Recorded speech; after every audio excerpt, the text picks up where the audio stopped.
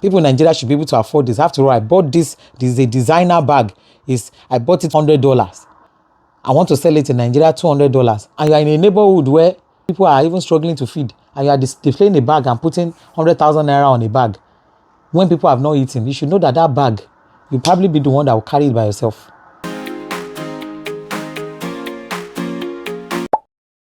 Hello Japadians, welcome back to this channel. This is Akomolafe.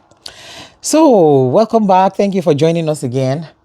And today guys, this week I would say I've really felt down, and I'll tell you the reason I felt down. And as people will guess, the only reason that makes me feel either excited or down these days, this relocation thing. And believe you me, it's not an easy decision to make. Number one. Number two, there are so many things that need to be put in place. When I'm doing all these things and I'm thinking about these things, they sometimes trigger anxiety. But what made me really feel down this past week were people reaching out to us. These are some of the people that we don't even know before. At least, I would say at least 4 people. And for some reason, they were all talking about the same thing. They were talking about how people who have Japada back home to go and set up their businesses, to start their lives afresh, are having to relocate again back to the Western world. And the main reason that they were pointing at was failed businesses. So that got me really unsettled. In fact, I was so troubled in my spirit that I just went out and took a walk. Come to think of it, it's true. What are the things that would actually really make somebody jackpot again? And I just narrowed it down to 2 major factors. 2 things are the things that would definitely make somebody jackpot again. I, on my own part, I know that I'll be going and coming because I still have family here. But the way I will define jackpot again is if I have to come back to abroad to pick up employment again. I am not looking forward to that. I don't want a situation whereby I will be forced or frustrated to the point that I am now having to come back abroad to pick up my employment again. I want to start to do things that I enjoy. And that's the theme of this Japada for me. Doing the things that I really enjoy. Narrowing it down to 2 major factors, which I think are most necessary. If your health is compromised, health and well-being, number 1.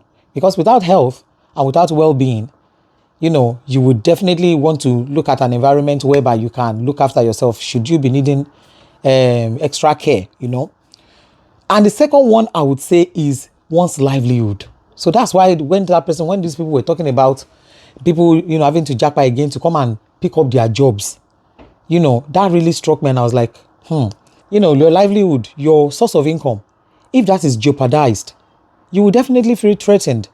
Especially some of us that still have children that are young, I am pro diversifying your assets, like trying on, no matter how small, little. So the only thing I'll pick from the stories that they've presented to me, the people's stories, they said one invested more than 200 million naira into farming, into agriculture. So this person has sold things that they have abroad. They've borrowed money. They've done all sorts of things and believing, after being sold this dream of agriculture, invested that much money into agriculture. From what people have told me, I've heard agriculture is a lucrative business, but that you have to be present to handle the business. And even when you are present, there are still so many challenges that people go through that can make it a failure if you are not, taking care of that business very well. But somebody who's gathered 200 million to put into one business, I would imagine that they've put all of their eggs into one basket. And that's very risky in Nigeria. That's my own 2 cents from this whole matter that I heard this week. So putting all your eggs in one basket, putting all your money in one place is very risky. As it stands now, the person has already lost over half of the money. And they are just trying to scramble the rest of the money so that at least they can still get something out of it before the whole thing goes to shambles.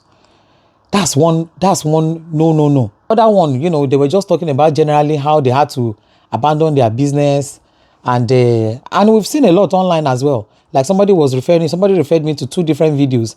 One of a Harvard professor, who left the United States to go to Nigeria and set up a university.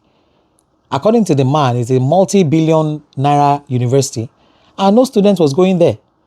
They didn't have students. They were not selling, no customer, nothing.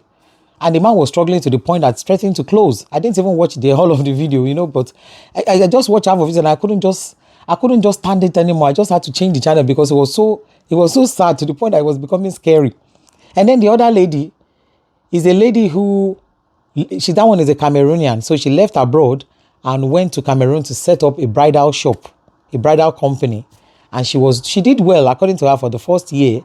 And I think whether it was the second or third year that she started realizing decline in sales. And she said, okay, she wanted to try and do it one more year. And she kept encouraging herself that, okay, maybe next year will be better. Maybe next year will be better. I got to a point where she realized, no.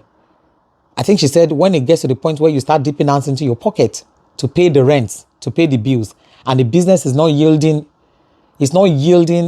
proceeds for you to even pay your bills, that's when you know that you need to stop and re-strategize.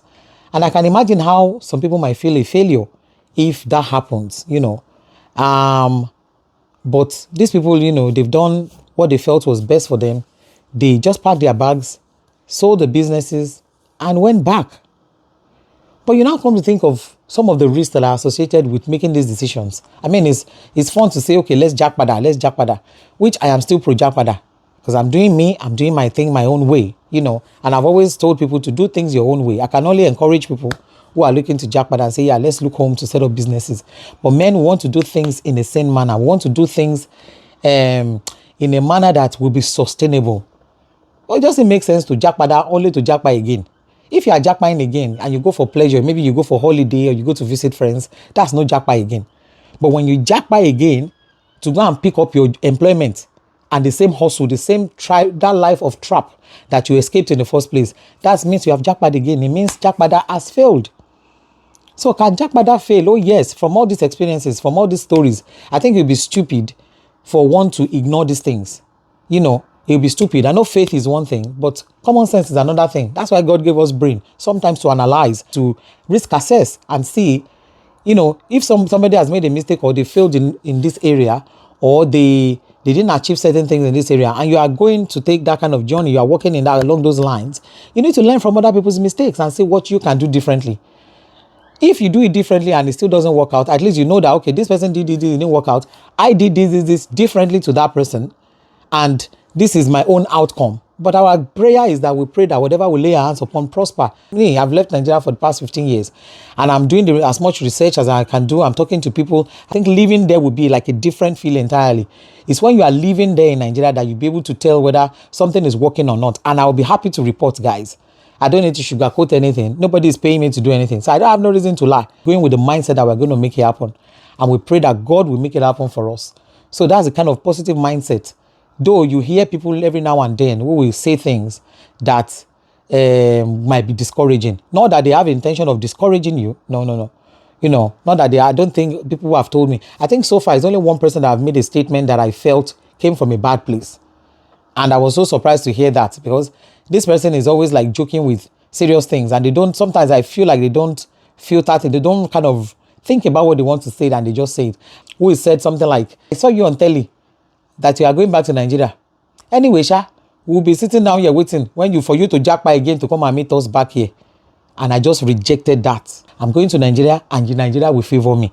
I'm not saying I won't come back here because I have family here. So if I'm coming back here, I'm coming on holiday to come and play, to attend events and play around. That's what I'm coming here to do, not to come and be running after shift. That break, I'm hoping that it will be something for me to use that time to invest into something that I enjoy doing and can be in control of my time, that will make me not to come back, to come and entrap myself into that cycle of 9 to 5. And another thing I want to add before I go is, some people are coming in an old age to come and invest in Nigeria.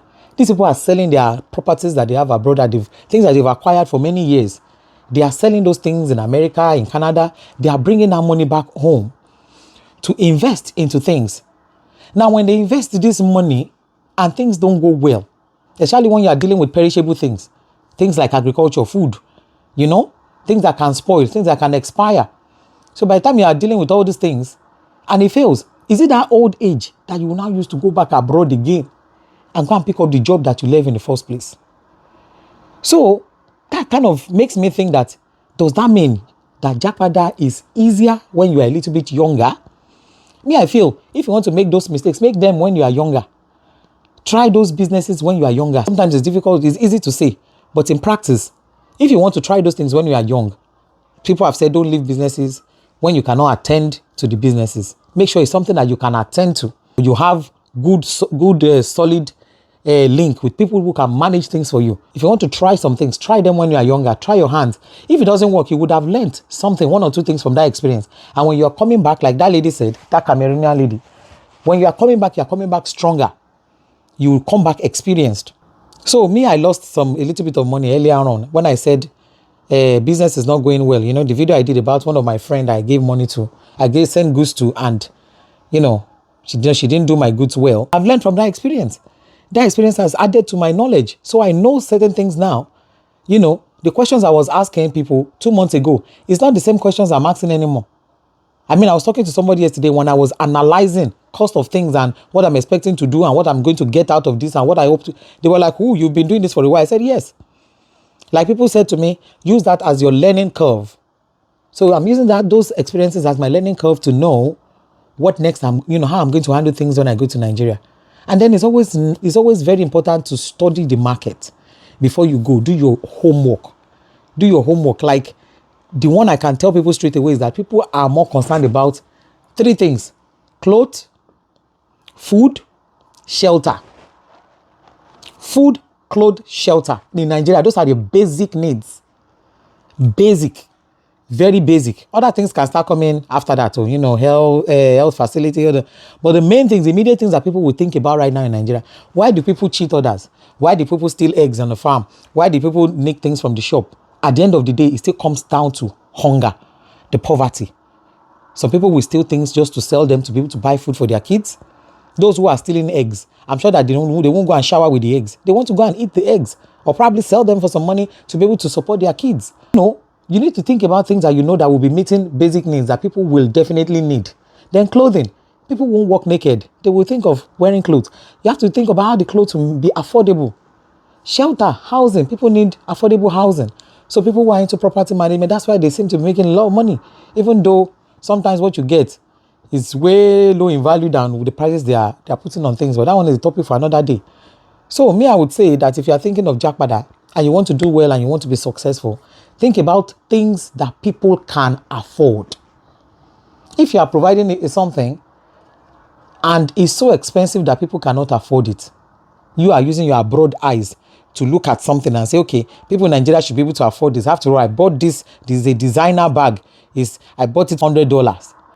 I want to sell it in Nigeria $200. And you are in a neighborhood where people are even struggling to feed. And you are displaying a bag and putting 100,000 naira on a bag. When people have not eaten, you should know that bag, you'll probably be the one that will carry it by yourself. So you need to think about what you can do that people can afford. That's my own mindset, my own 2 cents. When you think about those basic needs, think about affordability.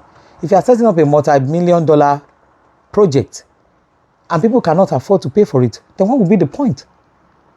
With the way that things are hard in Nigeria, even I've not been there, so I'm feeling the heat from here, from my little flat that I'm doing.